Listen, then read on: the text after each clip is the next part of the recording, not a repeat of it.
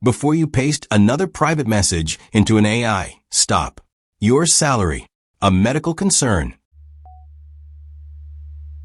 A confidential client file. Unreleased source code. ChatGPT, Gemini, and Claude can feel like private conversations. But an AI chat box is not a sealed room. Each company gives you privacy controls. Each keeps some data under certain conditions. And one careless prompt can expose information no setting can protect. In the next 5 minutes, you will see what these assistants may keep, what their privacy modes actually do, and 5 rules you should use today. This is the power layer. Who controls the code controls the future. First, separate 4 things people constantly confuse. Chat history is the conversation saved in your account. Memory is information the assistant may use in future chats. Model improvement is whether your content may help evaluate or train future systems. Safety review is processing used to detect abuse, enforce rules, or meet legal obligations.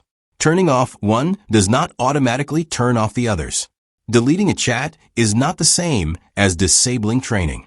Disabling memory is not the same as using a temporary chat. And not used for training does not mean never processed for any reason. Start with ChatGPT. OpenAI says the setting, improve the model for everyone controls whether new consumer conversations can help improve its models. Turn it off in settings, then data controls. Regular chats can still remain in your history, but OpenAI says they will not be used to train ChatGPT. Temporary chat goes further. OpenAI says temporary chats do not appear in history, do not create memories, and are not used for training. A copy may still be retained for up to 30 days for safety. There are 2 important exceptions. If you send information through a custom GPT action, a third party may receive it under that third party's privacy policy. And if you submit feedback on an answer, OpenAI says the related conversation may be used for model improvement even if you opted out. Business, enterprise, edu, and API products have different defaults. OpenAI says it does not train on their inputs or outputs by default. Gemini's main control is called Keep Activity. Google says it is on by default for adults.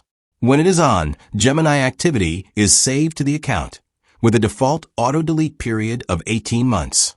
When Keep Activity is off, Google says new chats and temporary chats may still be retained for up to 72 hours so Gemini can respond, protect users, and process feedback. Disabling it may also limit connected services such as Gmail, Calendar, Docs, or Drive. That is the trade-off. More connections can make the assistant more useful, but they also increase the amount of information exposed if your account or prompt is compromised. Google's own warning is blunt. Do not enter confidential information you would not want a reviewer to see or Google to use to improve its services. Anthropic says consumer conversations may be used to improve Claude when model improvement is enabled. Incognito chats are not used for model improvement, even when the setting is enabled for regular conversations. But safety and feedback exceptions matter. Anthropic says conversations flagged for safety review may be analyzed to improve enforcement.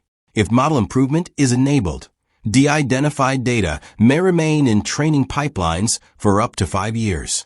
Feedback can also include the related conversation and may be retained for up to 5 years.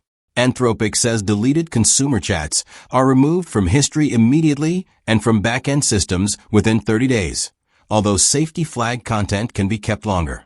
Claude for Work and the Anthropic API follow different commercial rules and are not used for training by default. So which assistant wins on privacy? That is the wrong question. Policies change. Consumer and business accounts follow different rules.